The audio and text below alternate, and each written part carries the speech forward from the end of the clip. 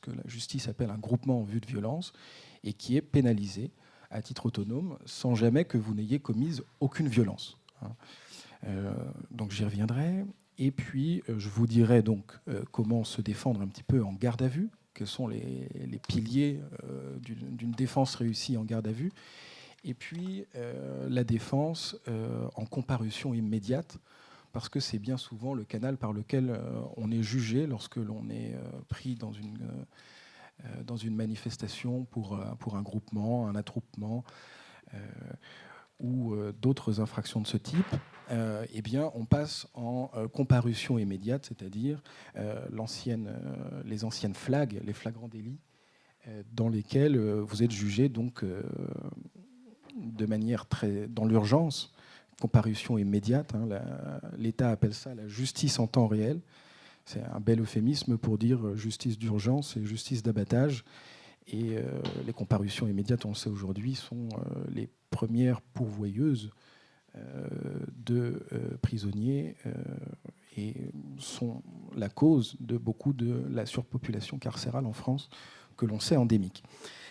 Alors, je vais simplement introduire mon propos sur l'importance de la manifestation et des manifestations dans l'histoire, et de quelle manière elles sont, si vous voulez, la manifestation l'une des manifestations les plus abouties du mouvement social. C'est quelque chose d'assez récent finalement dans l'histoire qui apparaît au moment où on l'autorise et on le théorise comme tel, la manifestation, qui est tirée en fait de grands principes, c'est la liberté de se réunir et la liberté d'expression, et qui interviennent en France pour la première fois, vous le savez, en 1789 avec la Déclaration des droits de l'homme et du citoyen. Donc c'est assez récent, et pour s'en tenir à la France, j'ai quelques petites références à vous donner. Vous avez par exemple la révolution des Trois Glorieuses. On parle souvent des 30 Glorieuses, parce qu'on connaît très bien l'histoire du capitalisme moderne, mais on connaît moins bien l'histoire des révolutions. Et les Trois Glorieuses, c'est en juillet 1830, lorsque vous avez des manifestations qui débordent assez rapidement, qui se transforment en émeutes, puis en révolte, puis dans une sorte de révolution, puisqu'on va passer d'une monarchie de droit divin, avec Charles X, à une monarchie parlementaire, avec Louis-Philippe, et ça se passe les 27, 28 et 29 juillet 1830, et donc c'est ce qu'on va appeler la monarchie de Juillet, qui va s'instaurer donc pour la première fois une monarchie parlementaire en France. Et c'est effectivement ces 3 jours de manifestation qui vont chambouler les plans de Charles X et qui vont l'obliger à abdiquer. Donc vous avez là une manifestation qui a un impact direct sur le régime en place. Et 18 ans après, lors de la révolution de 1848 et la proclamation de la Deuxième République, alors là c'est un changement de régime complet, vous avez là encore des manifestations de grande ampleur partout en France, dans ce qu'on appelle désormais la campagne des banquets. Parce que vous aviez à l'époque le pouvoir de Louis-Philippe qui s'effritait de plusieurs manières. Il y avait eu de mauvaises récoltes, c'est les explications écologiques. Vous avez aussi des problématiques géopolitiques aux frontières de la France, donc des raisons extrinsèques. Et puis vous avez différents scandales qui éclatent à l'époque. Et donc un mouvement social qui se crée, d'abord dans les usines, alors qui s'appelait à l'époque les ateliers, c'est le début de la révolution industrielle. Et puis vous avez un mouvement, j'allais dire bourgeois à l'époque, qui s'est vu interdire des réunions politiques. Le pouvoir sent bien que le vent est en train de tourner, il se contraint, il se replie sur lui-même, et il commence à interdire tout un tas de réunions politiques qui en fait étaient le ciment de la démocratie naissante et du régime libéral que les révolutionnaires de 1789 avaient tenté d'instaurer, avec donc ces grands principes de liberté d'expression, liberté de réunion, et donc pris ensemble la liberté de manifester. Et vous avez donc à ce moment-là des gens qui... c'était un petit peu comme la France insoumise désormais, qui cherchent à faire advenir de nouvelles formes du mouvement social, à trouver la bonne astuce, la bonne recette pour faire changer les choses, et qui sont interdits de se réunir. Et ils vont faire ce qu'on appelle la campagne des banquets. C'est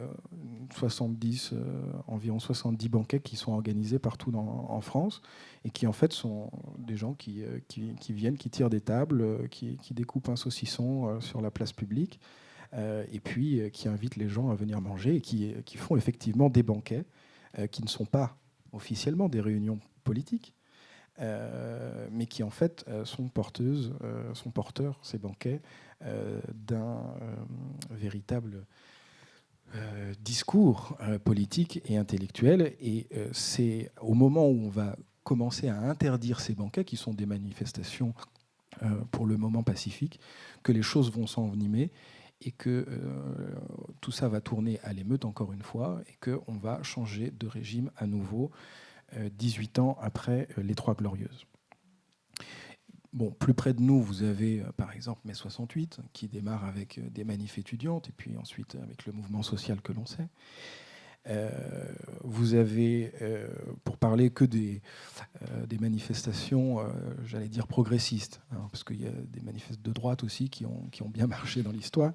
Les manifestations contre le projet de loi de Vaquet en 1986, quand on a commencé à vouloir autonomiser les universités, ce qui a finalement été fait avec Valérie Pécresse 20 ans plus tard, eh bien, on manifeste massivement, en fait, les étudiants de l'époque, hein, je n'étais pas là, manifestent massivement, et le projet de loi est abandonné, et De Vaquet démissionne. Vous avez plus près de nous encore la manifestation les manifestations contre le CPE en 2006, qui sont disons, le caillou dans la chaussure de Villepin, et qui met un terme à sa carrière politique, disons-le comme ça, et qui fait en sorte de supprimer ce contrat première embauche qui était parfaitement inique à l'époque, et d'ailleurs dont l'idée reste dans les tiroirs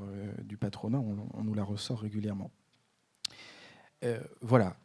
On a des exemples aussi plus près de nous, un peu moins glorieux. On a le mouvement social et les grandes manifestations de 2016 contre la loi dite travail, avec un point d'exclamation, qui malheureusement n'ont pas débouché sur quelque chose, enfin sur disons, la validation de ce qu'on voulait voir advenir, c'est-à-dire l'abrogation de la loi, et puis plus près de nous encore les ordonnances de la rentrée dernière. Bon, alors,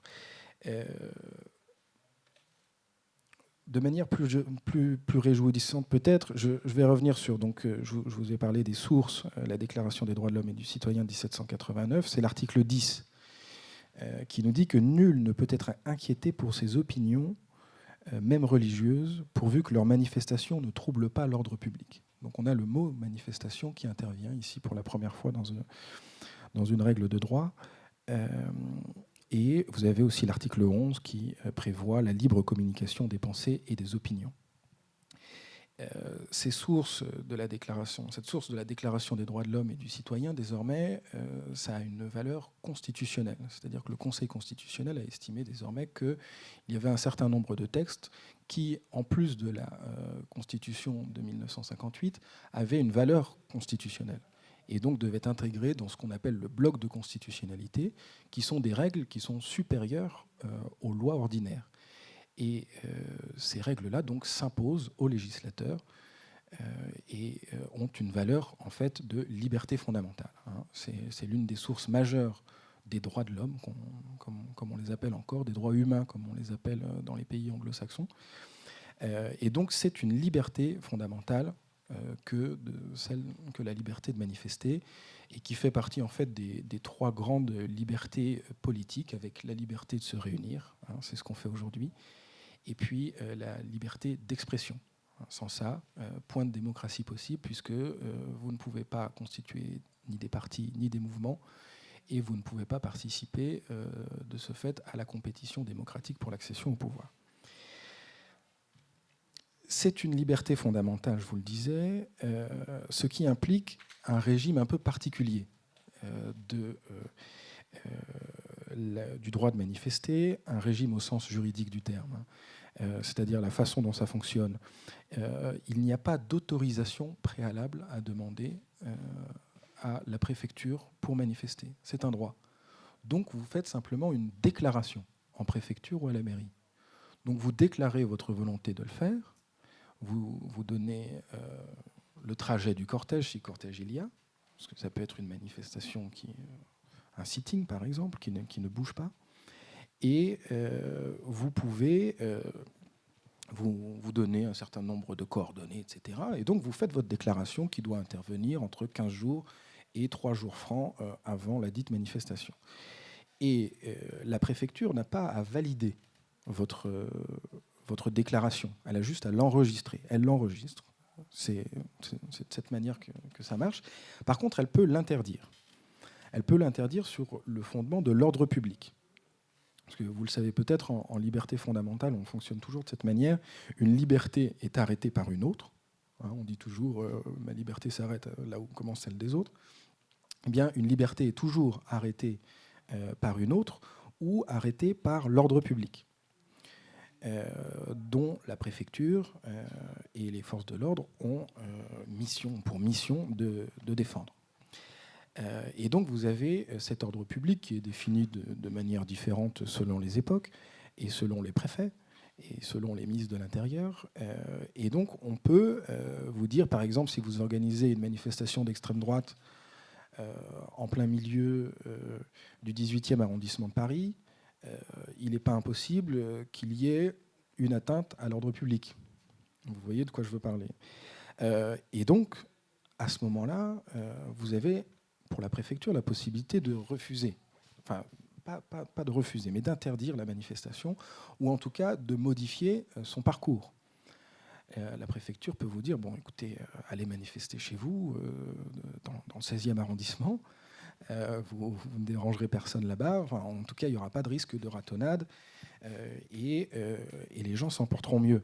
Il se trouve que ça a parfois des conséquences assez dramatiques. Vous vous souvenez peut-être de la fois où on a manifesté en 2016 autour de l'Arsenal à Paris, le fameux manège. On a fait 3 fois le tour de l'Arsenal à Paris, du port de l'Arsenal, c'est un endroit minuscule. Et donc, évidemment, c'était beaucoup plus facile pour les policiers de contrôler l'intégralité des manifestants pour venir. Et c'est à partir de ce moment-là qu'il y a eu la fameuse jurisprudence selon laquelle, la jurisprudence des policiers, selon laquelle on estime que du sérum physiologique pour les yeux, pour se prémunir contre le gaz lacrymogène, c'est une arme par destination. Vous le saurez. On peut vous prendre votre sérum physiologique si jamais on vous fouille avant d'entrer dans une manifestation. Bon. Et donc, vous avez la préfecture qui peut s'opposer, ou en tout cas qui peut modifier votre parcours, qui peut faire en sorte, avec vous, d'organiser les choses de manière à ce que l'ordre public soit respecté. L'ordre public, c'est quoi? C'est qu'il n'y ait pas d'infraction qui soit commise, c'est qu'il n'y ait pas de vitrine qui soit cassée, etc., etc. Ça pose toujours une question au sein de la gauche. Bon, je sais qu'on ne parle pas trop de gauche ici, mais disons qu'il y a différentes tendances dans le mouvement progressiste. Certains considèrent qu'il est possible eh bien alors j'allais dire collaborer, de travailler avec la préfecture pour faire en sorte que l'ordre public soit respecté. Et puis il y en a qui considèrent que ce ne sont pas des interlocuteurs légitimes et que d'une certaine manière, eh bien, il n'y a pas forcément besoin de déclarer une manifestation. Et vous avez des manifestations qu'on appelle des manifestations sauvages. Bon, c'est l'État qui les appelle comme ça, parce que quand c'est différent, c'est forcément un peu sauvage. Et ce qui entraîne des conséquences surtout pour les organisateurs de ces manifestations. Si vous organisez une manifestation sans la déclarer en préfecture, ou que vous maintenez une manifestation alors qu'elle a été interdite par la préfecture, à ce moment-là, vous entrez dans une manifestation qui est illicite. Et si vous en êtes l'organisateur, vous pouvez tomber sous le coup de la loi. C'est une infraction prévue par le Code pénal. Voilà. Alors, désormais, je le dis pour ceux qui voudraient organiser des manifs aussi chez eux, dans leur ville, dans leur village. Voilà, c'est possible, il faut le faire selon certaines règles.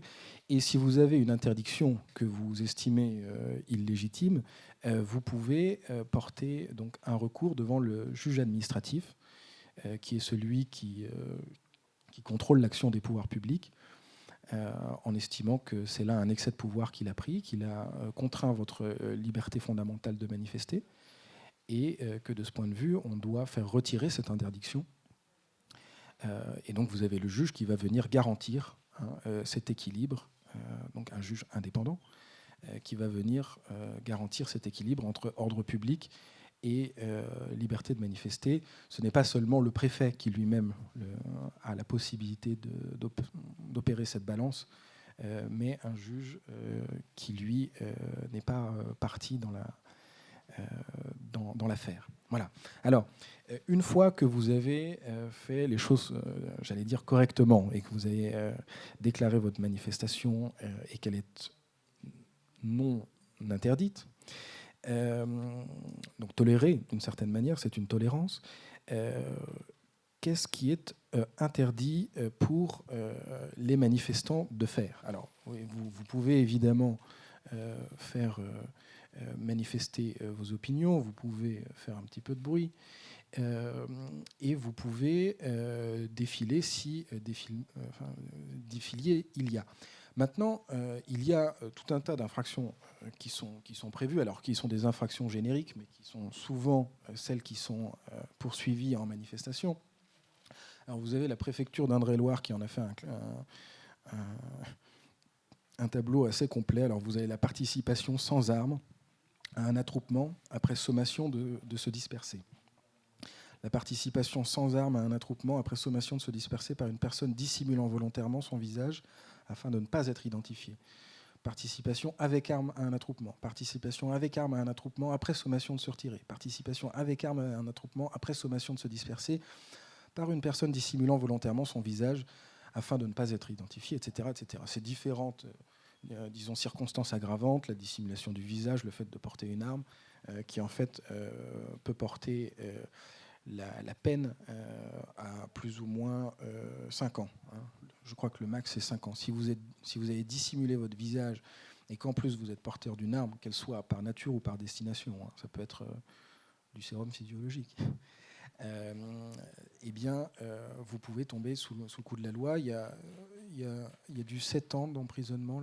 Provocation directe à un attroupement armé. Oui, voilà. Si vous organisez une manifestation non autorisée, donc un attroupement, et que les personnes sont armées. Voilà. Donc, vous pouvez engager votre responsabilité de ce point de vue-là. C'est 7 ans d'emprisonnement maximum. Hein. Si vous avez un bon avocat, normalement, c'est un peu moins. Vous avez aussi d'autres délits plus classiques. Vous avez la rébellion, qui constitue, qui en gros, c'est l'opposition, c'est opposer une résistance violente à une personne détentrice de l'autorité publique. Et puis, vous avez des violences volontaires envers, pareil, des personnes dépositaires de l'autorité publique.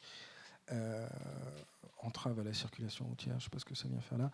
Et vous avez surtout, et c'est assez nouveau, la participation à un groupement violent en vue de violences volontaires contre les personnes ou la destruction ou dégradation de biens. C'est l'article 222-14-2 du Code pénal, qui est assez spécifique, j'y reviendrai dans un instant, et qui est désormais le plus utilisé pour réprimer les manifestants.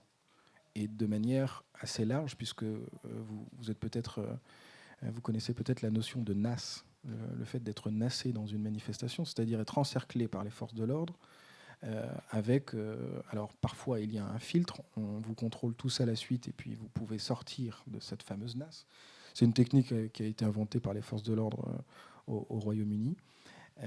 Et puis, il y a aussi la possibilité de tous vous embarquer. Donc, ils vous encerclent tous, et puis vous restez là pendant 2-3 heures. C'est ce qui s'est passé au Jardin des Plantes. Hein. La fameuse affaire Benalla nous a rafraîchi un peu la mémoire là-dessus. Hein. C'était une vraie nasse constituée des barrières du Jardin des Plantes. Hein. Et donc, de là-dedans, beaucoup sont partis en garde à vue. C'est-à-dire que c'est le premier stade, si vous voulez, avant la garde à vue, et puis le début de la procédure pénale à votre encontre, qui démarre ici. Et donc, on peut embarquer comme ça 100 personnes. Il y a, le 1er mai, 100 personnes qui ont été mises en garde à vue à Paris, lors de la manifestation. 100 personnes. Et ce n'est pas 100 personnes qu'on aurait individuellement vu jeter un caillou, ou un autre tel tapé avec un gourdin sur la tête d'un flic. C'est 100 personnes qui ont été prises dans une nasse et qui ont été toutes embarquées en même temps. Arago, j'ai un camarade là-bas qui a un peu travaillé sur ce dossier-là. Arago, c'est pareil, c'est des personnes relativement jeunes d'ailleurs, hein, qui manifestaient contre la réforme ORE et puis Parcoursup, et qui se sont retrouvés dans un collège, un lycée plutôt, à Paris, à Nation, le fameux lycée Arago, et pour faire une réunion, pour se réunir à la fin d'une manifestation en défense des services publics, qui se sont réunis ils étaient une centaine, 150, pour faire une assemblée générale, parfaitement pacifique, à l'intérieur de ce lycée. C'était joyeux jusqu'au moment où les CRS ont forcé la porte et puis ont mis tout le monde dans un panier à salade que personne ne connaissait d'ailleurs. C'était une sorte d'immense bus dans lequel ont été parqués, je crois, une quarantaine de personnes, dans lequel on ne pouvait pas aller aux toilettes. Il n'y avait pas de toilettes. Ils sont restés plus de 3 heures dans ce bus. Donc il y a des gens qui ont dû faire leurs besoins au sol. Il n'y avait pas d'eau. Ils avaient 1,5 litre d'eau pour 40 personnes. Enfin, je vous laisse imaginer un petit peu les conditions de détention. Il y avait des mineurs là-dedans. Enfin, bref. Et ensuite, ils ont été tous dispatchés dans les différents commissariats de Paris. Et il y a beaucoup de ces gens-là qui manifestaient pour la première fois. Il y avait des lycéens. Il y avait des lycéens d'Arago qui voulaient juste occuper pacifiquement leur lycée pour tenir une assemblée générale. Bref. Donc vous avez, et là, alors c'est un délit un petit peu spécifique, c'est le délit d'intrusion. Ils étaient poursuivis pour 2 délits, pour groupement en vue de violence, et puis pour intrusion illicite dans un bâtiment public. Et là, c'est la même chose, en fait. Si vous voulez, c'est une infraction qui permet de prendre tout le monde de manière indistincte, indiscriminée. Peu importe si vous avez commis des violences ou pas, c'est pas ça qui est poursuivi, c'est la participation à un groupement en vue de violence. Et donc, ça pose des problèmes particuliers, parce que, si vous voulez, c'est une infraction, alors nous, on appelle ça une infraction balai, et une infraction putative. C'est-à-dire que vous participez à un groupement, c'est-à-dire un groupe de personnes, donc au moins 2, vous êtes 2 personnes, et puis on estime que vous êtes là pour faire des violences. Et donc, ces violences-là, elles n'ont pas été commises. On estime que, potentiellement, vous allez pouvoir en faire, mais vous n'en avez pas commises. Et donc, comment on détermine que vous allez pouvoir, effectivement, enfin, vous êtes amené par la force des choses, par un déterminisme imparable, vous seriez amené à commettre des violences contre un McDo ou contre les forces de l'ordre. Eh bien, on estime, de par votre habillement, de par votre comportement, la façon dont vous vous exprimez, eh bien, on estime que, effectivement, vous avez l'air violent, vous êtes habillé en noir, vous avez le malheur d'avoir mis un caouet noir, vous êtes venu avec des lunettes de piscine, parce que tout le monde sait très bien que quand on est en manifestation, on se prend du gaz lacrymo dans les yeux, et que si on n'a pas envie de vomir pendant 10 minutes, à cause de ça, on peut mettre des lunettes pour se protéger. On peut prendre du sérum physiologique pour se mettre dans les yeux au cas où. Et ça, le gaz lacrymogène, il ne va pas que sur les casseurs, comme ils les appellent. Le gaz lacrymogène, il ne fait pas la distinction. Et donc, vous avez ces personnes-là qui viennent de bonne foi en manifestation, j'allais dire, et dont on pense que potentiellement elles sont dangereuses parce qu'elles sont porteuses de différents instruments qu'on estime être dangereux et qui pourrait faire le lit d'une violence future. Et donc, c'est une infraction putative. Vous n'avez rien fait, vous avez simplement participé à une manif, vous aviez sur vous quelques éléments de défense, et on en fait des éléments d'attaque, et on en fait une infraction. Et c'est une infraction balai parce que ça permet de prendre un grand nombre de personnes, peu importe si elles ont été violentes ou pas, enfin, vous avez compris l'idée, vous prenez ces 100 personnes-là et puis vous les embarquez tous. C'est très bien pour faire l'ouverture du 20h le soir. Hein. Quand vous avez 100 personnes en garde à vue, ah ben, on a pris les casseurs, la justice passera. Hein, on entend toujours ça. La justice passera, on a les casseurs, et puis en plus on évite. Alors c'est assez nouveau, hein, c'est sous Macron qu'on a cette utilisation massive de cette infraction et de la garde à vue comme pré-punition, si vous voulez. Avant, on avait de la violence physique, disons en manifestation. Vous avez des CRS qui sont parfois un peu mal intentionnés. Ou des membres de la BAC qui peuvent taper les gens de manière indiscriminée. Bon. Et puis, comme ça fait de mauvaises images et que ça fait mauvaise presse, on décide en fait finalement d'embarquer tout le monde. Comme ça, c'est une sorte d'institutionnalisation de la violence. C'est une violence qui ne se voit pas. Il n'y a pas d'image en garde à vue. Il peut y avoir des violences, mais personne ne les voit.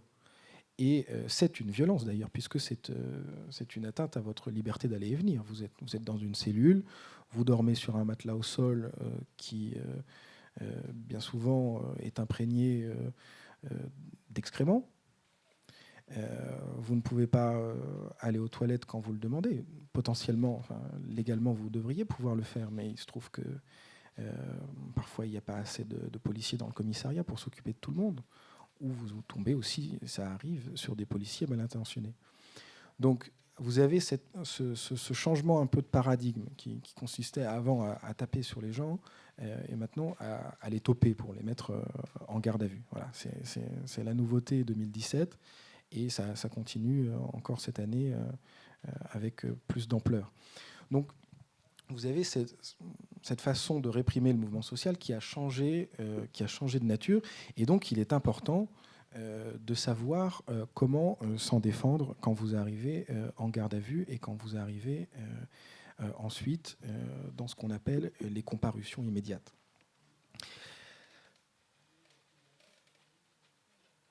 Oui, un mot encore, pardonnez-moi, sur le délit groupement en vue de violence. On a l'habitude aussi d'appeler ça l'association de malfaiteurs du pauvre. En fait, il existe déjà des infractions putatives. En droit français, c'est l'association de malfaiteurs, par exemple. C'est vous vous réunissez entre malfaiteurs en vue de commettre un crime ou un délit passible de plus de 5 ans d'emprisonnement. Un crime ou un délit grave, du coup. Hein, quelque chose d'important. Et donc, on estime qu'on va vous prendre avant que vous ne commettiez ce crime-là. Il existe la même chose pour le terrorisme, hein, l'association de malfaiteurs en matière terroriste. Et donc, on peut envisager, peut-être, que pour certains crimes extrêmement graves, on fasse en sorte de, empêcher la réalisation du crime. Bon, il faut avoir un nombre d'éléments extrêmement lourds. Il faut on n'est pas censé pouvoir mettre en prison n'importe qui sous prétexte que potentiellement il a regardé des sites djihadistes, etc. Bon, il faut quand même des preuves, il faut quand même un certain nombre d'éléments. Là, si vous voulez, en 2010, on s'est posé la question de savoir comment faire pour réprimer les bandes violentes, parce que c'est Christian Estrosi qui est à l'origine de la proposition de loi de 2010 sur ce groupement violent. Et donc, il estimait, notamment à Nice, à Paris, à Marseille, qu'il y avait des bandes violentes qui se donnaient rendez-vous pour se taper dessus et qu'il fallait à tout prix les arrêter. Ça partait d'un bon sentiment, hein, peut-être de son point de vue. Et en fait, la problématique, c'est que l'association de malfaiteurs ne pouvait pas être utilisée parce que les violences en bande organisée, c'est moins de 5 ans. Donc, une bande qui s'organise pour aller retrouver une autre bande, on ne peut pas aller les chercher sur le fondement de l'association de malfaiteurs, parce que l'association de malfaiteurs, c'est uniquement les crimes et délits de plus de 5 ans d'emprisonnement.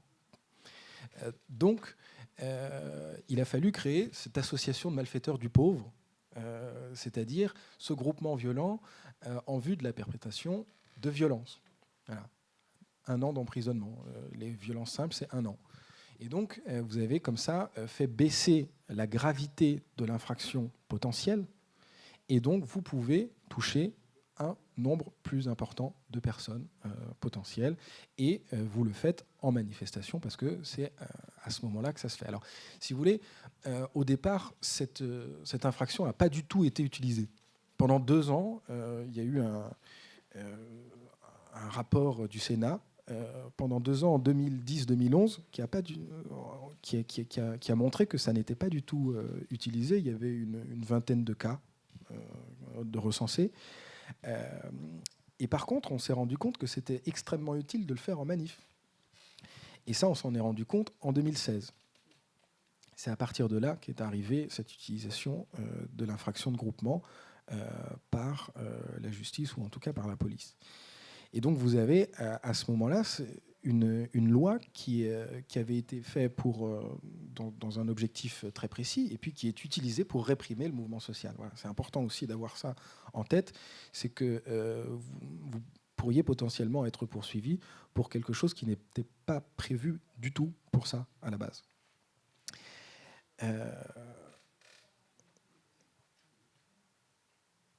Donc vous avez cette utilisation qui est systématique depuis 2016. Elle s'explique aussi par une autre chose. Alors c'est un petit peu technique. Ça s'explique. On va prendre un peu de champ. S'agissant donc de la procédure pénale, vous avez d'abord la première partie de la procédure pénale, c'est l'enquête. Donc c'est les policiers qui font leur enquête sous le contrôle du ministère public. Hein. Le procureur de la République. Et puis ensuite, vous avez la deuxième phase, la phase de jugement, où là, vous êtes jugé par un magistrat du siège, un magistrat indépendant cette fois, en audience. Voilà. Donc ça, c'est des choses connues, mais s'agissant de la phase de jugement, vous passez, si vous êtes topé en manif, et que vous avez donc une garde à vue, etc., vous arrivez souvent en audience de jugement en comparution immédiate. Donc je vous en ai dit un mot tout à l'heure. La comparution immédiate, c'est le procureur qui décide qu'en fait, il y a suffisamment de charges contre vous, qui sont réunies contre vous, suffisamment d'indices de votre participation à l'infraction qui vous est reprochée. Et donc, de ce point de vue-là, on peut vous faire passer directement devant un juge. Alors, ça pose de gros problèmes en termes de défense, parce que votre avocat va trouver le dossier le matin même, et vous serez jugé à partir de 13h. Vous avez à peu près une demi-heure pour vous entretenir avec lui le matin, et ensuite ça passe en audience, et là c'est à la chaîne. C'est-à-dire que vous avez des audiences qui finissent parfois à 2h du matin, et vous avez une cinquantaine de personnes qui sont jugées à la même audience. Donc c'est une justice d'abattage, et c'est une justice qui est extrêmement sévère. Il y a un jour, du fait des circonstances aggravantes et puis du phénomène de la récidive, il y a quelqu'un qui a pris 20 ans un jour. Alors son procès a duré 15 minutes. Alors, vous voyez le type de situation dans laquelle on peut se retrouver. Bon, il faut pouvoir s'en défendre quand on y est. Et en fait, il se trouve que les manifestants étaient relativement protégés par rapport à tout ça, parce que, s'agissant donc de la comparution immédiate, elle n'est pas autorisée pour les délits de nature politique. Alors, il y a un grand débat doctrinal en droit pour savoir qu'est-ce qu'une infraction de caractère politique. Et il se trouve que la Cour de cassation, en 2017, l'année dernière, a estimé que l'attroupement, qui était, donc qui est différent du groupement, hein, pas confondre, ce qui était utilisé jusqu'à présent pour réprimer le mouvement social, eh bien, l'infraction d'attroupement, l'attroupement, c'est en gros, voilà, vous êtes attroupé, il y a 2 sommations, et vous ne vous dispersez pas, et vous continuez de participer à cet attroupement, eh bien, vous êtes passible d'1 an d'emprisonnement. Eh bien, on utilisait jusque-là l'attroupement, et la Cour de cassation a estimé que c'était un délit politique par nature. et que donc il ne pouvait être jugé en comparution immédiate. Donc deuxième effet d'aubaine pour aller sur l'infraction de groupement, c'est le fait de pouvoir passer les personnes en comparution immédiate, puisqu'on ne pouvait plus les passer sur le fondement de l'attroupement, donc on va les faire passer sur le fondement du groupement, qui était, je vous l'ai expliqué, utilisé dans l'esprit du législateur pour toute autre chose.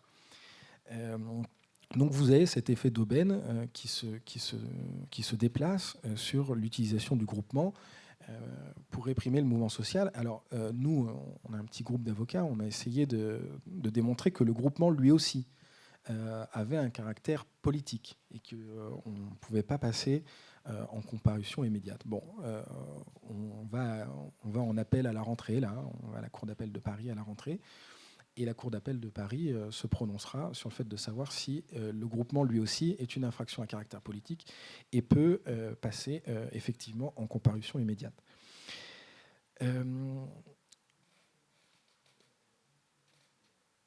Donc s'agissant désormais de la garde à vue.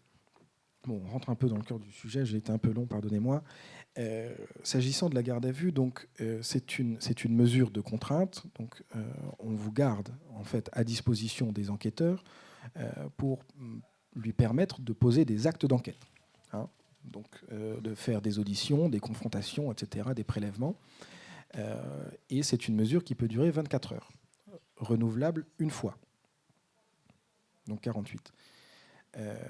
C'est aussi renouvelable une autre fois dans des conditions un peu particulières en fonction de la gravité du crime qui vous est reproché. Et donc là, pour le groupement, c'est 48 heures maximum. Et donc vous arrivez en garde à vue et on vous énumère un certain nombre de droits. Alors, ces droits, il faut bien les avoir en tête puisque cette notification, c'est une notification très importante. Ça marque le début de la garde à vue. Et donc, c'est la fameuse phrase que vous avez tous entendue dans les séries américaines, c'est « vous avez le droit, à partir de cet instant, de garder le silence et tout ce que vous direz pourra être retenu contre vous ». Voilà, c'est ce qu'on appelle les droits Miranda d'une jurisprudence de la fin du 19e, je crois, aux États-Unis, le Miranda Case. C'était une personne qui en fait a participé à son incrimination, c'est-à-dire que on ne lui a rien dit quand elle est arrivée au poste, et puis elle a tout raconté ce qu'elle avait fait, et il se trouve qu'elle s'était chargée la barque toute seule, et elle avait estimé que, elle avait pris une peine très grave. Et donc, elle avait fait un pourvoi devant la Cour suprême. Et la Cour suprême avait dit, écoutez, pour éviter ça à l'avenir, il faut qu'il y ait un certain nombre de droits qui soient donnés, et notamment ce droit de garder le silence au début de chaque garde à vue. Et donc, en droit français, c'est la même chose. On a cette liste de droits.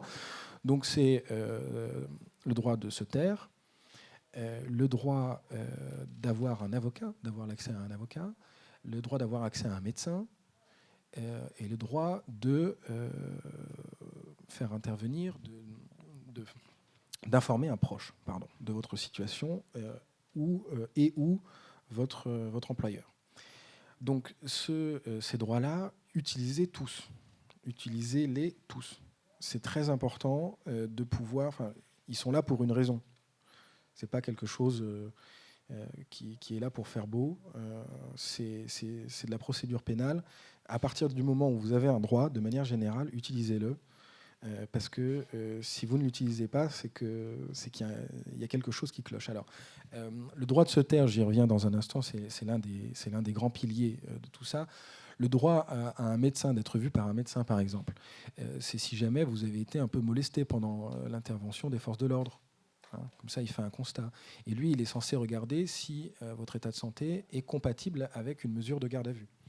Donc il va dresser ce constat et vous pourrez peut-être porter plainte pour violence policière si jamais vous arrivez à démontrer que le coup que vous avez sur la tête, c'était en fait un coup de tonfa d'un CRS un petit peu zélé.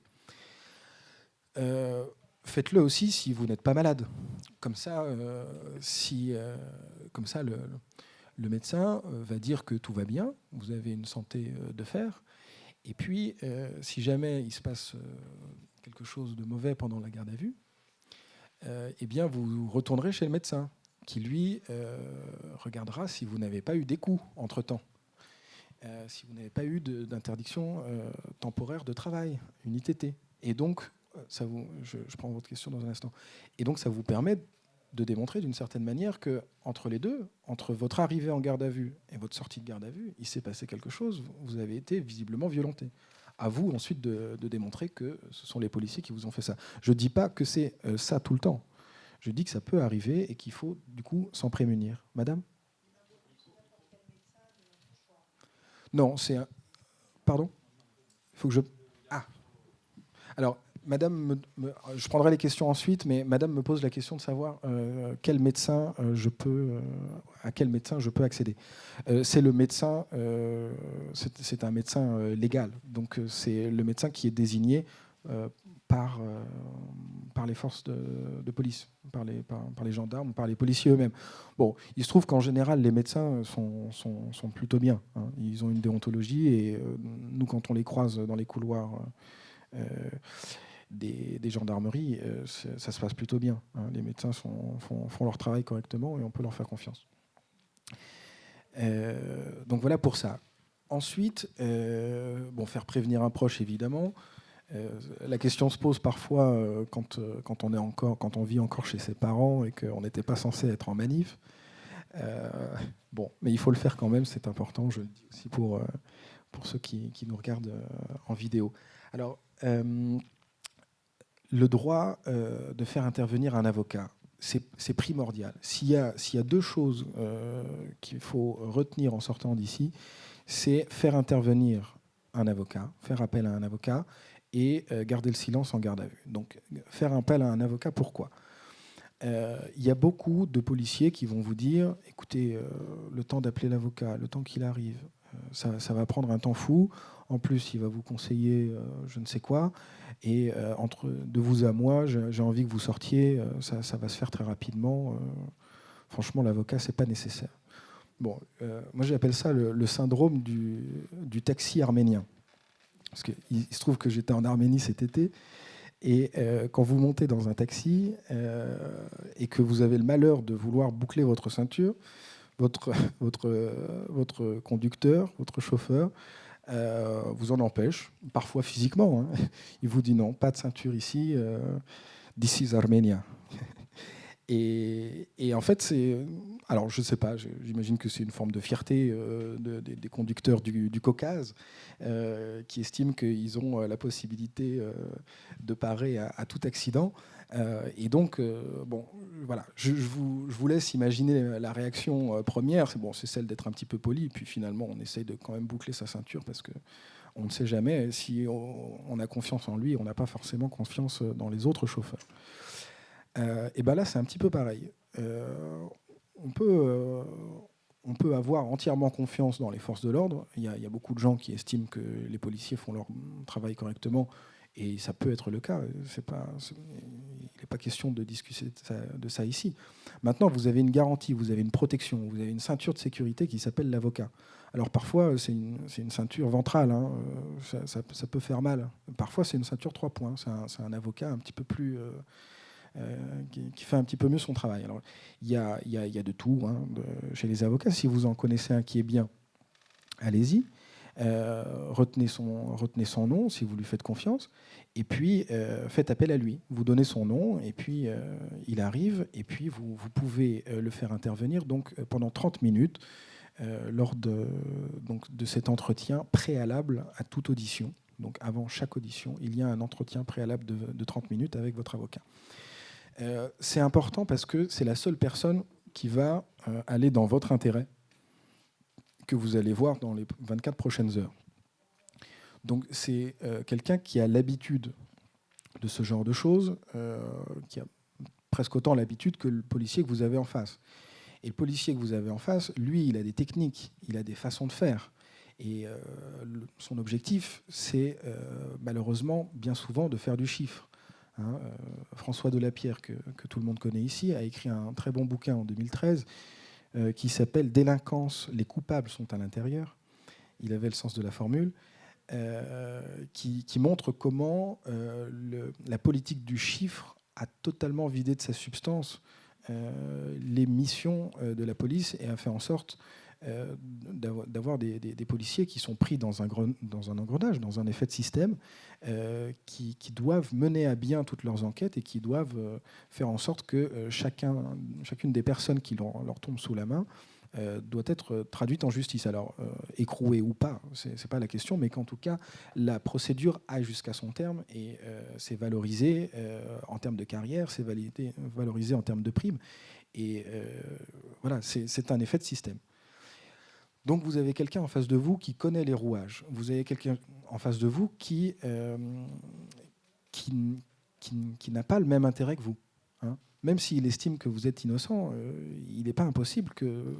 Enfin voilà, c'est pas auprès de lui, c'est pas devant son ministère à lui que vous devez vous défendre d'une certaine manière. C'est pas lui qui va décider, qui va mener l'enquête à charge et à décharge.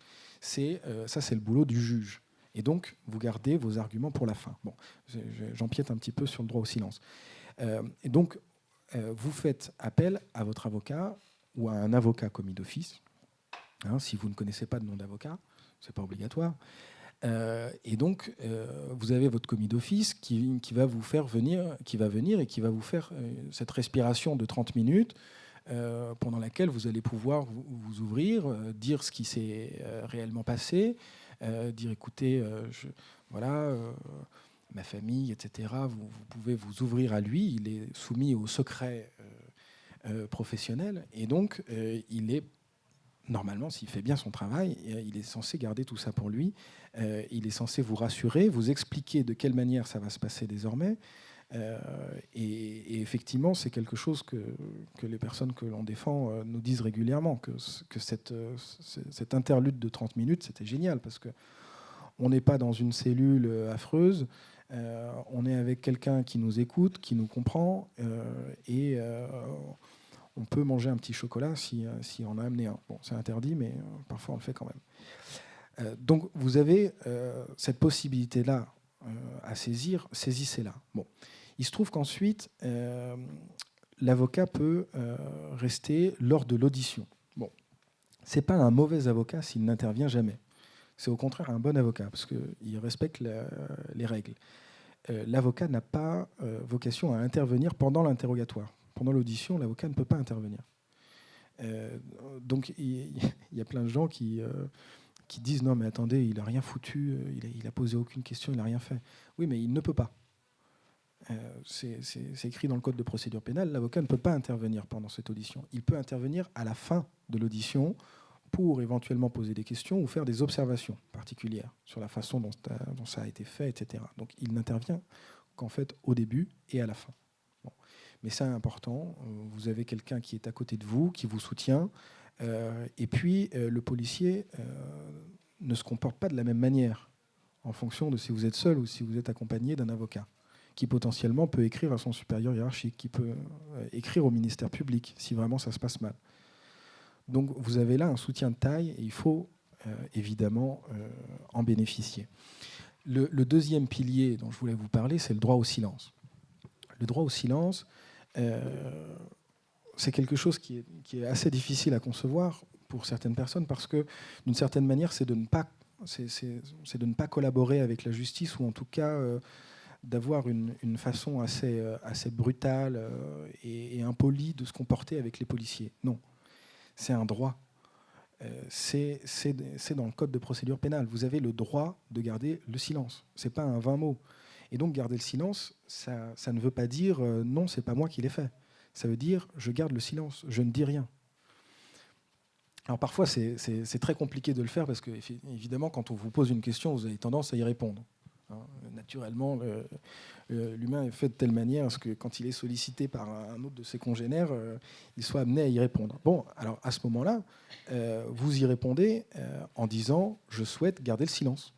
Je souhaite garder le silence. Et à toutes les questions, vous dites la même chose. Alors, pourquoi garder le silence ? Il se trouve que il y a contre vous un certain nombre d'indices qui sont retenus et qui amènent à penser que vous avez participé à une infraction. Bon. Vous ne les connaissez pas, ces indices. Vous n'avez pas accès au dossier. Votre avocat n'a pas non plus accès au dossier. Personne ne sait ce que, effectivement, on vous reproche. Donc, si vous donnez des informations de manière benoîtement, en estimant que l'honnêteté est une vertu, eh bien, vous allez dire effectivement, bon, écoutez, j'étais devant le McDo à ce moment-là. Ah bon, vous étiez devant le McDo? Donc le McDo qui a été détruit. Ah bon, d'accord. Mais je ne faisais que passer. Et donc, enfin, voilà. Mais la fin de votre phrase, on ne l'entendra pas. En tout cas, il sera écrit sur le PV, j'étais devant le McDo au moment du casse, où il y a eu des bris de verre. Donc, vous donnez une information que la personne en face n'avait pas. Et donc, vous participez à votre incrimination. Et c'est terrible, parce qu'ensuite, quand c'est marqué sur un PV, pour le faire enlever, c'est affreux. Votre avocat a beau être Dupond-Moretti, ça va être compliqué d'aller obtenir la relaxe. Donc, vous avez... autre exemple, oui, effectivement, j'avais un foulard autour du cou, et puis je l'avais remonté sur le nez parce qu'il y avait des gaz lacrymaux. Vous dites ça de parfaitement bonne foi. Bon, mais il se trouve que c'est une circonstance aggravante, et que si vous dissimulez votre visage, eh bien, vous pouvez prendre plus cher quand vous passerez devant le juge. Donc ça pose un problème. Et donc, si vous voulez, moi j'aime bien le parallèle avec le poker. Tant que vous ne savez pas ce que l'autre a dans son jeu, eh ben vous ne dévoilez pas vos cartes. C'est aussi simple que ça. Et donc, parce que bon, voilà, tout le poker, c'est d'essayer de deviner ce que l'autre a. Donc vous pouvez essayer de deviner déjà dans les questions qu'il vous pose. Ça, c'est intéressant de faire un jeu, en fait, de questionner le questionneur. Bon, mais il faut avoir suffisamment de recul pour pouvoir le faire. Quand on est dans une cellule de garde à vue et que ça fait 24 heures qu'on est là, qu'on n'a pas eu la chance d'avoir une douche, on n'a pas forcément beaucoup de recul, qu'on a mal dormi parce que tout le monde autour crie en cellule de dégrisement. Vous voyez. Donc, vous pouvez essayer de deviner comme ça, mais on joue pas. Faut pas jouer au gros malin, quoi. Il faut pas se dire. Ok, le flic m'a dit je sors dans 5 minutes, si je réponds à tout, c'est génial. Non. Son objectif à lui, c'est qu'il y ait le plus de choses possibles qui soient écrites sur son PV, et votre objectif à vous, c'est qu'il y ait le moins de choses possibles qui soient écrites sur ce PV, pour que ça puisse pas être retenu contre vous, que les infimes indices qu'il avait au départ ne restent que d'infimes indices, et que ça ne se convertisse pas en aveu, qui est en matière pénale la reine des preuves. Et donc, vous avez cette nécessité de systématiquement garder le silence tant que vous n'avez pas accès à votre dossier. Et c'est pas être anti-système que de dire ça. C'est au contraire être très au courant de ses droits et de les appliquer dans leur entièreté. Donc, gardez le silence et faites appel à un avocat. Et à un médecin et à votre femme et enfant, si jamais vous en avez. Bon. Vous pouvez potentiellement ensuite passer en comparution immédiate. Alors, 3 façons de clore une garde à vue. Oui, monsieur ? Alors, monsieur me pose la question de savoir si on peut refuser une comparution immédiate et demander un jugement plus tard. Bien sûr. Et c'est ce qu'il faut faire. Mais vous anticipez un petit peu. Alors, une garde à vue, elle se finit de 3 manières. Vous pouvez soit bénéficier d'un classement sans suite. En fait, c'est le procureur de la République qui va lire le rapport du policier, de l'officier de police judiciaire qui a mené les interrogatoires, et qui va estimer si c'est nécessaire de vous faire passer ou pas devant un juge. Donc, classement sans suite, il estime que ce n'est pas nécessaire. Il y a, le niveau intermédiaire, c'est le rappel à la loi. Ça n'a aucune conséquence juridique ou physique. On vous rappelle ce qu'est la loi, donc on vous fait lecture de l'infraction et on vous dit la prochaine fois, c'est pour vous. Voilà. C'est une forme, si vous voulez, de menace pour la suite, qui était déjà un petit peu inscrite dans la garde à vue, qui est une mesure qui est quand même très coercitive et qui est une demi-punition d'une certaine manière, et très souvent vécue comme telle par les policiers et par les personnes mises en cause. Et vous avez ce 3e point qui est le renvoi devant le tribunal correctionnel. Donc là, vous êtes renvoyé devant le tribunal correctionnel parce qu'on estime qu'on a suffisamment de charges contre vous. Donc le procureur estime ça. Et donc vous allez être déféré, c'est-à-dire qu'on va ouvrir vos fers, on va ouvrir la grille de votre cellule, vous allez être déféré devant le procureur de la République qui va prendre une de ces 3 décisions.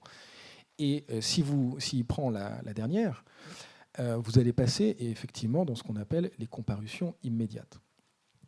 Et je vous en ai dit un long mot tout à l'heure, les comparutions immédiates, c'est le plus court moyen pour aller en prison, le plus sûr moyen et le chemin le plus court pour aller en prison. Ou en tout cas se prendre une amende assez salée. Donc il faut à tout prix éviter d'être jugé le jour même. Vous n'avez pas la possibilité de vous défendre correctement, vous êtes fatigué, votre avocat a ouvert votre dossier le matin même, je vous l'ai dit, et donc vous avez un droit, c'est de demander un renvoi. Le renvoi est de droit, vous avez raison monsieur, pour être jugé plus tard, en disant, eh bien écoutez, je n'ai pas la possibilité d'organiser ma défense, et donc je demande un renvoi ultérieur. Donc c'est un renvoi à 15 jours. Comme ça, vous avez la possibilité de voir votre avocat un peu plus longtemps. Et puis, lui, il peut soulever des nullités si tel PV a été mal rédigé, si l'interpellation est fautive, etc., etc.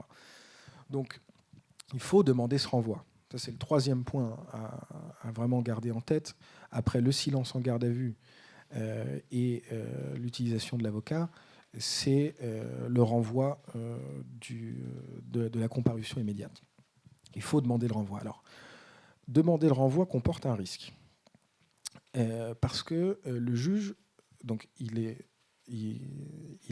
censé vous autoriser, enfin, il a l'obligation de faire ce renvoi, d'accueillir favorablement ce renvoi, comme on dit en droit. Et donc, il accueille favorablement. Par contre, il peut estimer que vous ne présentez pas de garantie de représentation suffisante. Et donc là, c'est la manifestation ultime de la justice de classe. Vous allez comprendre assez rapidement pourquoi. Puisque, en fait, les garanties de représentation, c'est le fait que vous allez vous présenter à nouveau, vous représenter devant le juge à cette fameuse audience de renvoi dans 15 jours. Et qu'est-ce qu'on fait de vous entre-temps ? Est-ce que, et la question que lui va se poser, c'est est-ce que vous êtes suffisamment inséré dans la société pour que vous ayez suffisamment de garanties et qu'on aille vous chercher sur votre lieu de travail ou chez vous si jamais vous ne vous présentez pas à cette audience, parce qu'il veut vous juger. Donc il veut que vous comparaissiez devant lui. Et donc si vous ne comparaissez pas, il peut utiliser un mandat d'amener et donc utiliser la force publique. Et donc il faut pouvoir vous retrouver. Donc si vous avez un contrat de travail, un CDI, on sait où vous travaillez. Si vous êtes propriétaire, ou vous habitez chez vos parents qui vous font une décharge, que vous avez des factures qui donnent votre adresse, etc., etc. Bref, que vous avez un domicile fixe, vous n'avez pas de problème. Vous n'avez aucun problème. Si vous êtes bien inséré dans la société, vous n'avez pas de problème. On vous relâche, c'est-à-dire que vous allez être soit libre, soit avec un contrôle judiciaire, et donc vous revenez à la vie civile, j'allais dire, directement le jour même. Et puis vous reviendrez dans 15 jours, et puis on saura vous retrouver si jamais vous ne revenez pas. Par contre, si vous êtes sans domicile fixe, que vous faites des piges, que vous avez un petit CDD qui s'est arrêté avant-hier, si vous êtes en sous-location, par exemple, et qu'il n'y a personne pour attester que vous habitez bien ici, eh ben, on va estimer que vous ne présentez pas les garanties de représentation suffisantes, et donc on va vous garder en détention provisoire. Donc vous allez passer par la case prison pendant 15 jours. Et donc là, si vous voulez, c'est vraiment l'expression que vous soyez puissant ou faible. Les jugements de cour vous feront blanc ou noir. Là, vous avez véritablement la faiblesse de votre insertion dans la société vous amène directement à la case prison. Bon, c'est extrêmement grave, évidemment, mais c'est de cette manière-là que la justice fonctionne. Donc vous le saurez la prochaine fois que vous voyez une manif ou en tout cas une pétition contre la comparution immédiate, vous irez la signer parce que vous saurez que c'est la manifestation la plus violente de la justice de classe. Et une fois que vous représentez à nouveau 15 jours après devant le juge, à ce moment-là, vous avez la possibilité de vous défendre en accord avec votre avocat, évidemment. Et puis on espère pour vous qu'il obtienne la relaxe. Voilà. Je vais prendre désormais les questions si vous en avez. nous avons une petite demi-heure pour ça. Je ne sais pas comment je fais.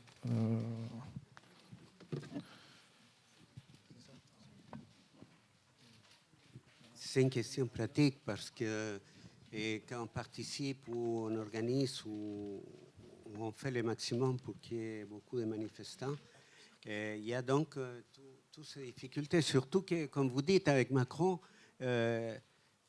le fait de l'ordre public, c'est utilisé comme prétexte pour des objectifs politiques.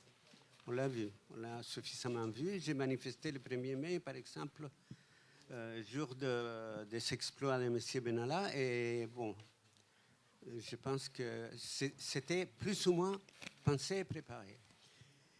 Donc, est-ce qu'il y a la possibilité de s'adresser à quelqu'un, un cabinet, j'ai entendu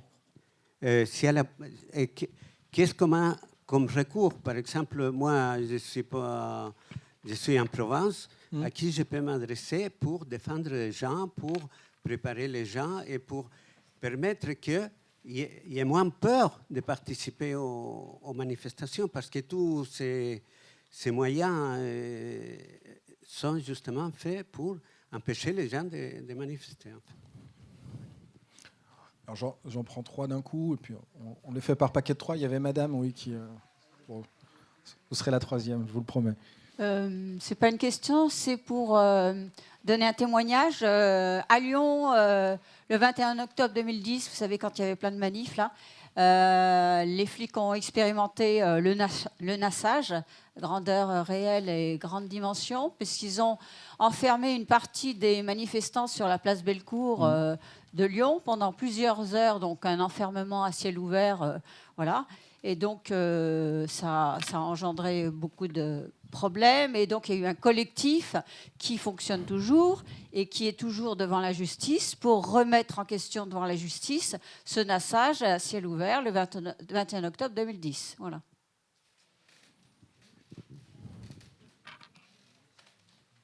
Madame en rouge.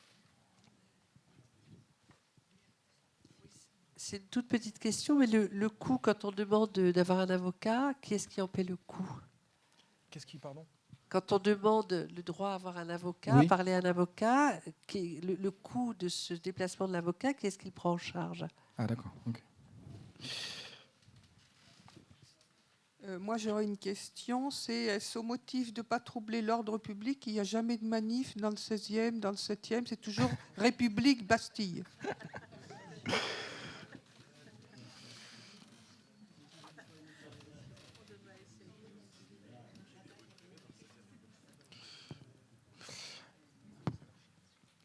Alors, je réponds aux 4 et puis ensuite j'en prendrai d'autres. Là-bas notamment. Alors, comment s'en prémunir? Il faut s'organiser, il faut se réunir. Aujourd'hui, on y participe un petit peu. Maintenant, il y a des collectifs d'avocats qui se montent ou qui se sont montés dans l'histoire, qui connaissent ces enjeux, si vous voulez, politiques de la répression des mouvements sociaux, et qui ont l'habitude d'intervenir dans ce type de contexte. Alors, il y en a.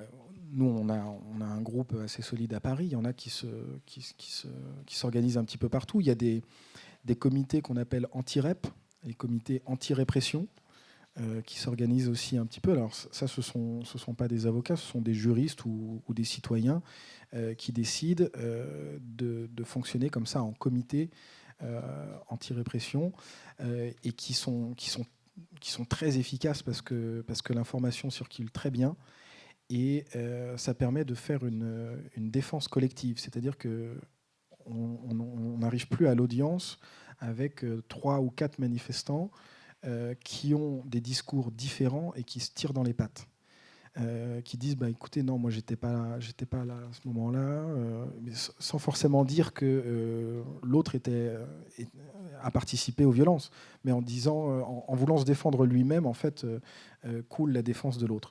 Et donc il y a un certain nombre d'avocats qui essayent de s'organiser, et il y a ces collectifs anti-répression qui sont aussi très utiles pour les garanties de représentation. Parce que nous, dès qu'on arrive en garde à vue, on sait que potentiellement derrière il y a la comparution immédiate. Donc tout de suite, on demande quelles sont les potentielles garanties de représentation. Il va y avoir donc des proches qui seront contactés et qui vont réunir tous ces documents-là, hein, les contrats de travail, etc., etc. Donc vous avez cette faculté de vous organiser. Maintenant, pour que les gens n'aient plus peur d'aller en manif, ça c'est un travail du quotidien et c'est plutôt dans le domaine politique que ça doit se régler. Disons qu'en tant qu'avocat, j'ai moins de compétences là-dessus. Ensuite, sur votre témoignage à Bellecour du nassage, effectivement, c'est l'une des premières fois que c'est intervenu en France, en tout cas à cette échelle. Et j'avais une copine qui était restée, vous étiez resté 4-5 heures peut-être. Et alors, ce serait intéressant de savoir où vous en êtes judiciairement. Il se trouve qu'à plusieurs reprises, ça a été porté devant la Cour européenne des droits de l'homme, cette question du nassage, pour savoir si c'était effectivement compatible avec la Convention européenne des droits de l'homme qui prévoit un ensemble de libertés fondamentales.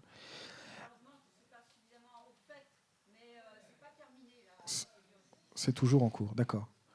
Eh ben, sachez que vous pourrez aller jusqu'à la Cour européenne des droits de l'homme, alors qui a validé pour partie, en tout cas en mettant un certain nombre de conditions que je ne connais pas par cœur, qui a validé le principe du nassage, qui estime que dans certains cas, les nécessités de l'ordre public peuvent justifier de la pratique du nassage.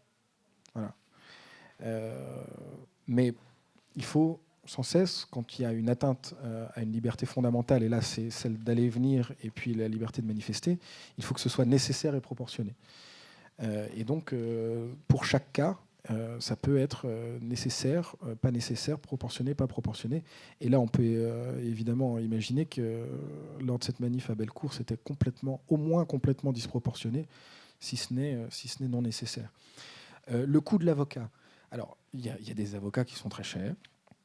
Il y a des avocats qui interviennent de manière bénévole et il y a des avocats qui interviennent à ce qu'on appelle à l'aide juridictionnelle. Alors, vous avez les commis d'office, par exemple, qui sont ceux qui sont commis d'office, c'est-à-dire qui sont sur des listes pénales, qui sont contactés par en fait, le barreau de l'ordre de la ville dans laquelle vous êtes. Pour moi, c'est le barreau de Paris.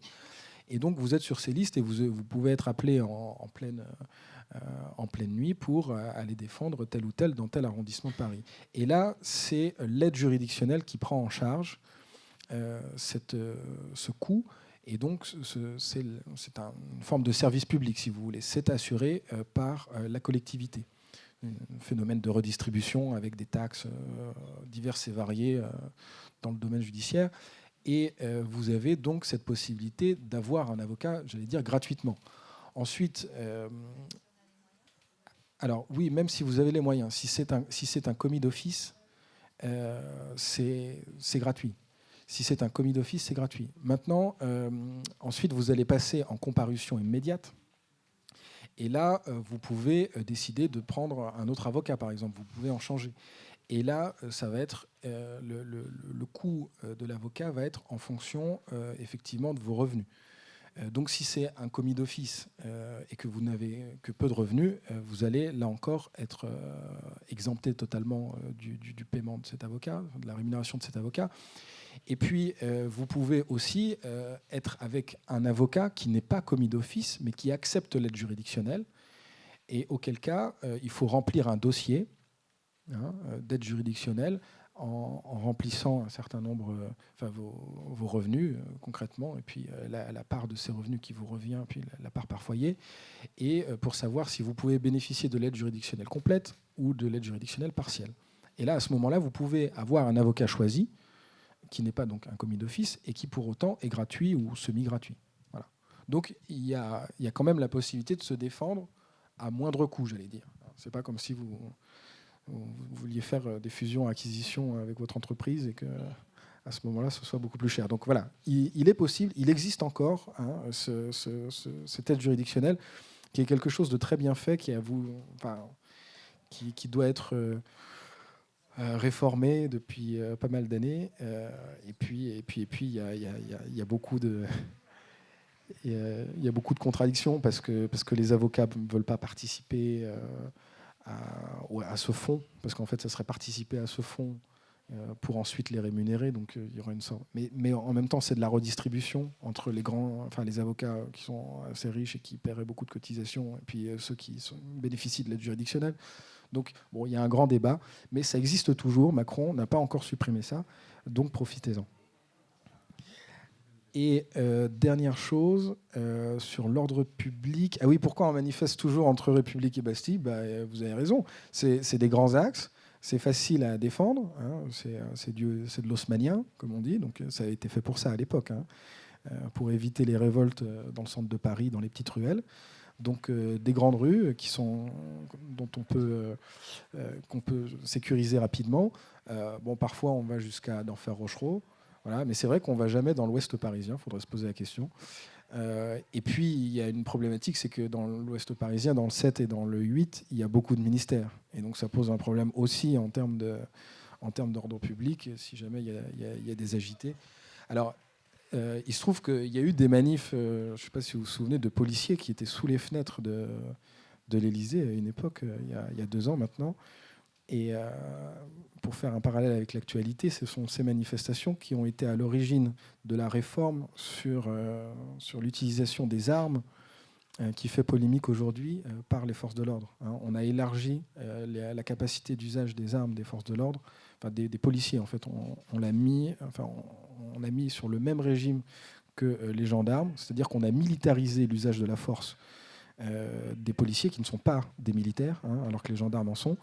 Et donc, on leur permet d'utiliser plus largement leurs armes, hors de leur service parfois, et avec les conséquences que l'on sait désormais, et les conséquences que l'on sait aussi aux États-Unis et ailleurs.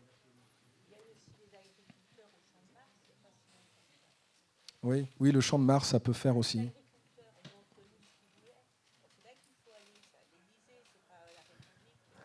Madame dit que au Champ de Mars, il y avait eu des agriculteurs dernièrement et qu'ils ont obtenu ce qu'ils voulaient. Bon, il se trouve que la FNSEA obtient régulièrement ce qu'elle veut. Et donc... Oui. Madame. Oui, j'avais une question par rapport à l'organisation. Enfin, on parlait des droits des manifestants, mais lorsqu'on organise des actions de rue, par exemple, une caravane ou une action des droits, on se pose la question quand on est en place publique s'il faut prévenir la mairie du lieu en question. Est-ce que si on nous demande si on veut nous déloger, est-ce qu'il faut donc s'exécuter ou quels sont nos droits à ce moment-là, en tout cas, puisque ça, c'est par rapport à l'inquiétude de certains de dire oui, mais bon, aller dans la rue, faire ça, on a bien envie, mais si on se fait déloger, et après, est-ce que du coup, ça peut justement aller jusqu'à la garde à vue, la comparution, etc. Merci. Okay.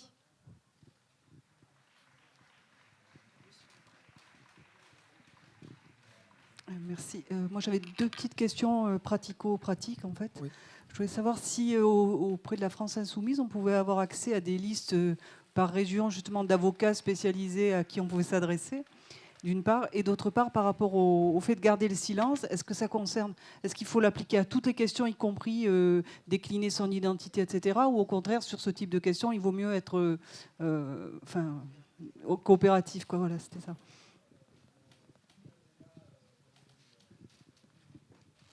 Oui, je voulais savoir si, d'une certaine manière, vouloir instiller de plus en plus la peur dans la tête des manifestants par tous les moyens, c'est-à-dire la procédure de garde à vue, les différentes armes qui sont utilisées, les grenades, ce n'est pas le signe, d'une certaine manière, d'un gouvernement aux abois.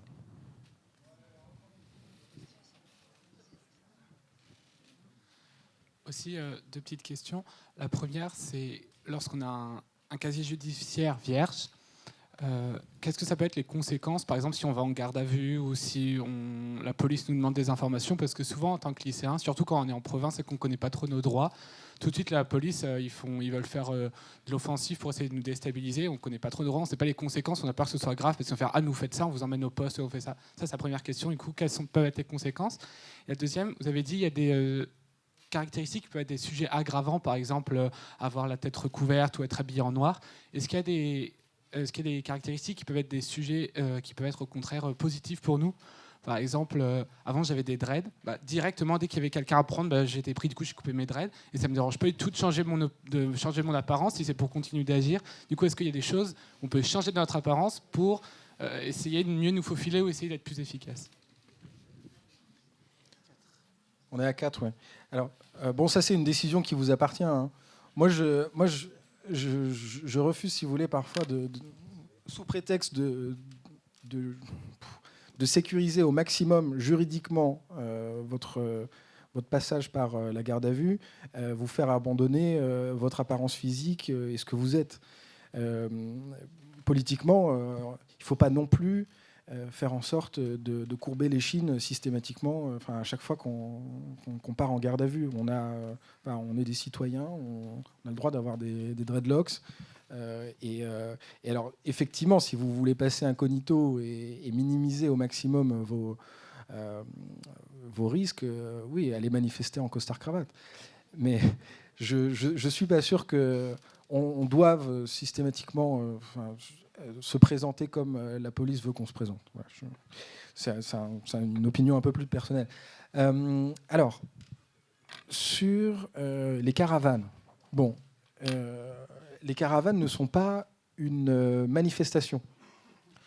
Donc, c'est une utilisation du domaine public qui est différente de celle de la manifestation. Donc, normalement, il n'y a pas d'atteinte à l'ordre public, mais il est bon, si vous voulez éviter tout problème, d'avertir avant la mairie et d'avertir avant ou la préfecture, si vous voulez, aux endroits où la sécurité est assurée par l'État, c'est-à-dire à Marseille et à Paris, puisque vous savez que il y a un régime différent à Marseille et à Paris. La préfecture de Marseille et la préfecture de Paris sont étatisées, alors que ce n'est pas le cas ailleurs. Alors,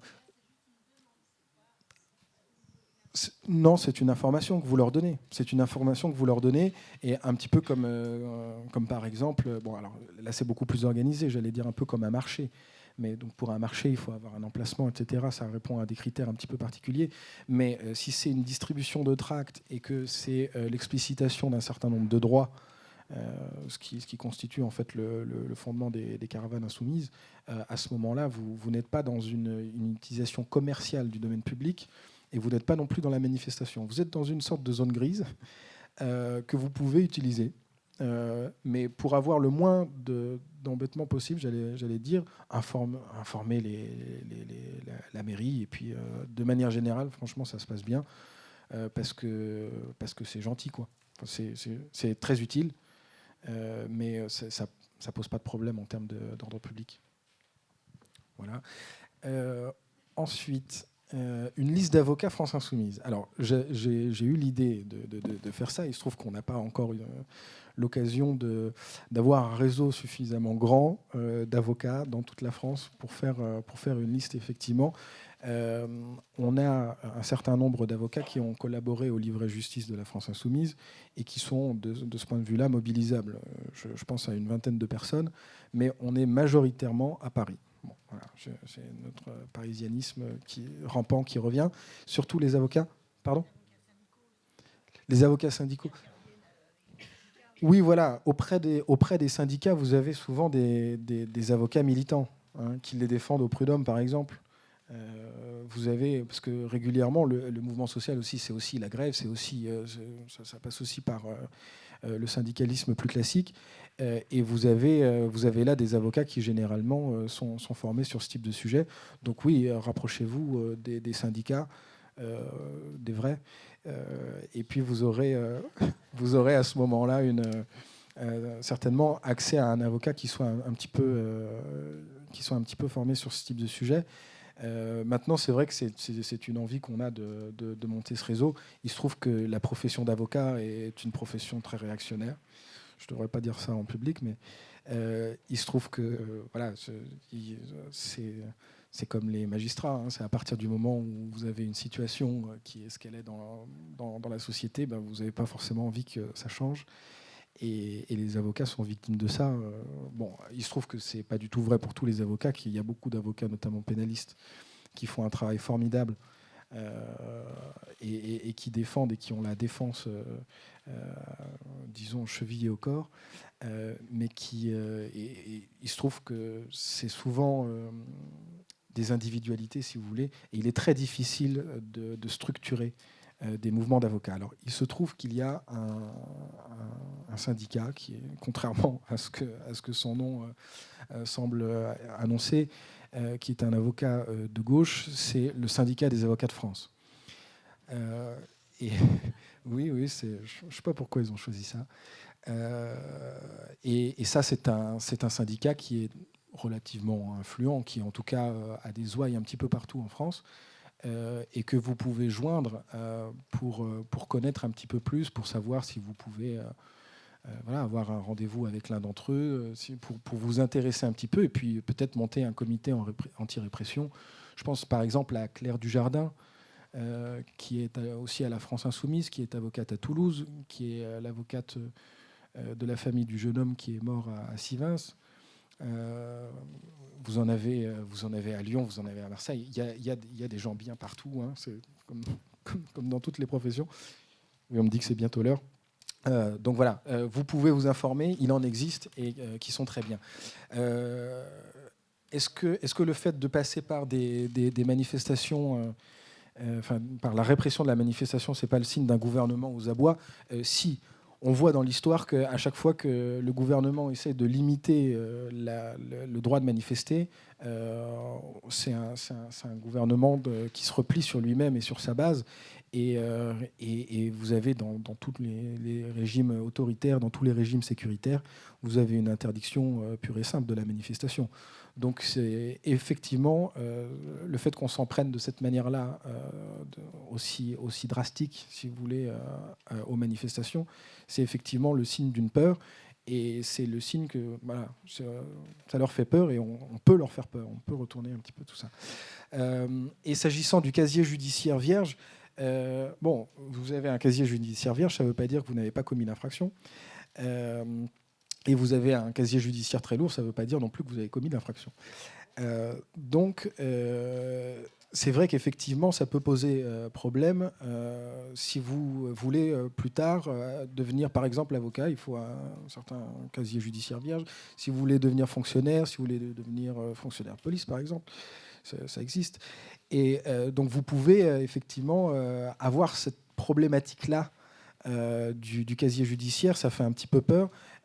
Ça n'existe pas. Il n'y a pas d'inscription dans votre casier si c'est classé sans suite, s'il y a une relaxe ou s'il y a un rappel à la loi. C'est uniquement si vous êtes condamné, c'est en cas de condamnation qu'il y a une inscription au casier judiciaire.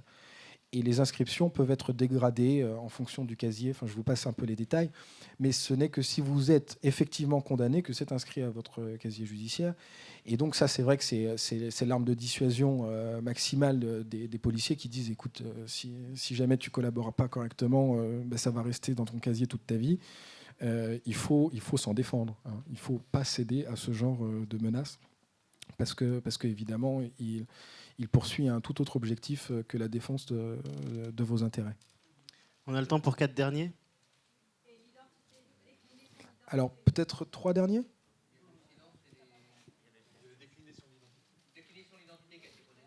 Ah oui, la question de... Oui, pardon. Décliner son identité, oui, c'est une obligation. Vous avez raison de poser la question, je ne sais pas qui l'a fait. Bravo. En fait, il se trouve qu'effectivement, vous avez l'obligation de décliner votre identité et que le droit au silence ne commence qu'à partir du moment où vous avez décliné votre identité. Voilà. Vous avez raison de le souligner. Monsieur ? Alors, c'était juste 2 petites questions très courtes. Alors, est-ce que l'enchaînement que vous nous avez décrit, il est le même pour des ressortissants européens ou étrangers ? Voilà, première question. Si jamais ils sont arrêtés. Et l'autre question, avec beaucoup d'étudiants, j'ai participé au blocage, etc. Donc là, il y avait un mélange entre police et les services d'ordre, parce que maintenant, dans les facs, on vit avec les services d'ordre. Est-ce que quand on subit ou qu'on est témoin de violence, est-ce que pour nous, en tant qu'étudiants, est-ce que c'est plus efficient selon vous si on va par exemple porter plainte, etc., de le faire de manière individuelle, ou est-ce qu'on aurait plutôt intérêt de se regrouper ensemble pour pouvoir témoigner de ce qui nous est arrivé, pour pouvoir justement faire part des violences qu'on a pu subir. Ok, je prends les questions directement, comme ça on peut couper à n'importe quel moment. Donc, s'agissant des étrangers, la procédure est la même. Que vous soyez français ou européen ou extra-européen, la situation est la même. C'est-à-dire que vous êtes un individu sur le territoire français qui est poursuivi pour une infraction. Après, les conséquences peuvent être différentes. C'est-à-dire que si jamais vous passez par la case prison, à la fin, vous ne ressortez pas forcément libre. Vous passez par la case CRA, donc centre de rétention administrative, et vous pouvez aussi faire l'objet d'une mesure d'expulsion. C'est en fonction de la qualité de vos papiers. Si jamais vous êtes en règle ou pas en règle, effectivement, ça peut avoir une influence sur votre situation administrative. Mais la règle de droit est la même pour tous. C'est encore vrai en démocratie et en République. Et s'agissant des violences policières, c'est toujours mieux, évidemment, de se constituer en réseau. C'est toujours mieux de le faire en groupe. Ça évite de se tirer dans les pattes et ça fait un peu plus chaud au cœur que d'aller tout seul à l'IGPN, qui est donc les bœufs carottes, la police des polices, qui sont en charge de contrôler effectivement la...